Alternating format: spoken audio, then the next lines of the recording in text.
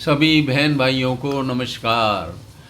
आज हम विश्लेषण करते हैं मेरठ में घटे एक अत्यंत ही हृदय विदारक हत्याकांड की। इसमें क्या है कि मुस्कान अपने हवस के मारे फ्रेंड साहिल के साथ मिलकर के अपनी पति सौरभ की हत्या करती है।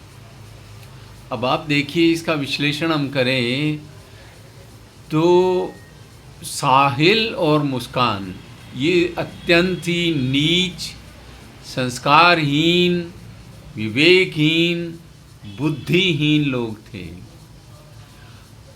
क्यों बुद्धिहीन थे? क्योंकि ये दोनों ही नीच कर्म मिलजुल के कर रहे थे। मुस्कान अपने पति सौरभ से तलाक ले सकती थी। मुस्कान की एक छोटी बच्ची भी है 5-6 साल की, और उसके साथ अपना गुजारा कर सकती थी, लेकिन गुजारे से मतलब नहीं था उसे हवस पूरी करने से मतलब था।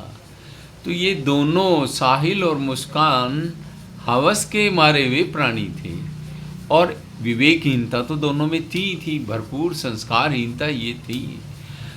अच्छा, जब मिलजुल के ये किसी तीसरे आदमी की, जो मुस्कान का पति है सौरभ, उसकी हत्या कर रहे हैं, तो मुस्कान ये नहीं सोच रही कि ये साहिल मेरी भी हत्या कर सकता है, और साहिल ये नहीं सोच रहा कि जो इतनी गिरी हुई औरत है ये पलट के कभी मेरी भी हत्या कर सकती है। ये इसे कहते हैं विवेकहीनता और विचार शून्यता।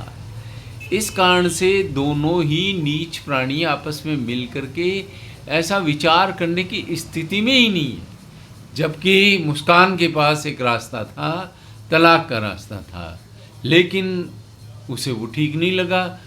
बुद्धिहीनता में क्या विचार किया, कैसा विचार किया, अब आप ये खुद ही विचार करें।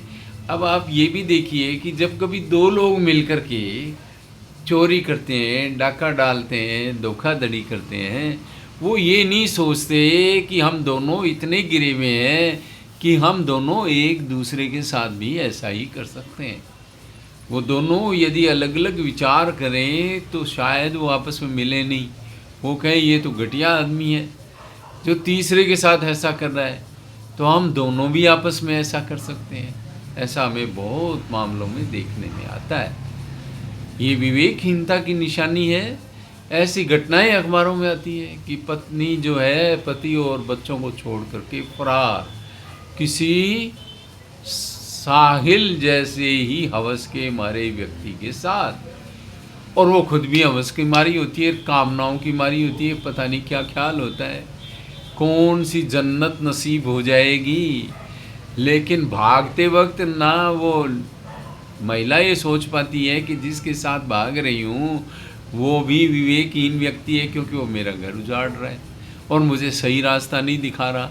और भगाने वाला ये नहीं सोचता कि जो इतने साल तक अपने पति के साथ रही, बच्चों के साथ रही, वो मेरे साथ भाग रही है, तो क्या गारंटी है कि मन पलट जाए और ये कहीं और घरौंदा बना ले। तो इसको कहते हैं मूर्खता और विवेकहीनता। पॉलिटिक्स में हम देखते हैं, एक पार्टी को छोड़ के सालों से जो एक पार्टी में होता है वो दूसरी पार्टी की ओर जाके गले लग जाता है, और वो कहते हैं ये तो हमारा ही भाई था, भूला भटका था, आ गया। लेकिन पॉलिटिशियन वैसे इन चालाकियों को समझते हैं, और ये पॉलिटिक्स की नेचर ही ऐसी होती है। भले लोग उसमें कम होते हैं और भले भी होते हैं, तब भी ये सोचते समझते हुए ऐसी हरकतें करते हैं। वो सोचते हैं कि बंदा तो विश्वास के काबिल नहीं है, पर सरकार बनानी है, अब क्या करें। तो वो अपने हिसाब किताब से सोच लेते हैं, लेकिन वो इन मूर्खों से ज़्यादा समझदार होते हैं। हालांकि पॉलिटिक्स में भी हत्या और ये सारी हरकतें होती हैं, हमने ये देखा भी है। अब देखिए, ये पॉलिटिक्स हो गई हर क्षेत्र में, बहुत से क्षेत्रों में।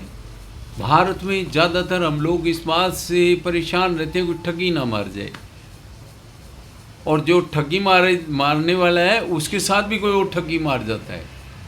मतलब लगातार यही रहता है, कोई कीमत ज़्यादा ना ले ले। ऑटो में बैठे तो कोई ऑटो वाला चक्कर लगा करके ज़्यादा बिल ना बना दे, इसी तरह सब्जी वाला कोई ये ना गड़बड़ कर दे, बड़ा शोरूम वाला ये गड़बड़ ना कर दे। तो हम भारतीय ज़्यादातर इन्हीं बातों से परेशान रहते हैं। एक बाटा कंपनी है जहाँ मतलब एक रेट तय मिलता है कि चलो भाई ये रेट है, अब ये कम ज़्यादा नहीं करेंगे, कोई सेल सूल हो तो बात अलग है। तो भाइयों, ये जो आपस में धोखा देते हैं, किसी तीसरे को धोखा देते हैं, पहला दूसरा मिलके तीसरे को, तीसरा चौथा मिल करके उन दोनों को, तो ये सारा ही एक कुचक्र है।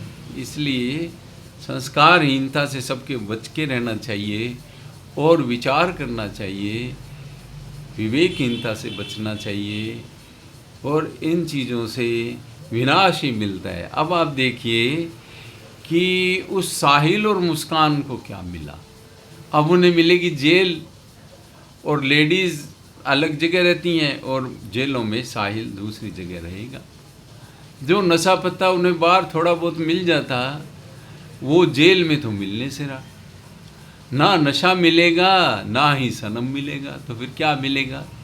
तन्हाइयाँ मिलेंगी। जैसे जैसे होश आने लगेगा तो जीवन भर का पश्चाताप मिलेगा, और इसका नेट रिज़ल्ट कुछ होने वाला नहीं है, क्योंकि ये तो अपने पैरों पे कुल्हाड़ी मारना है, अपने आप को ही विनाश को आमंत्रित करना है।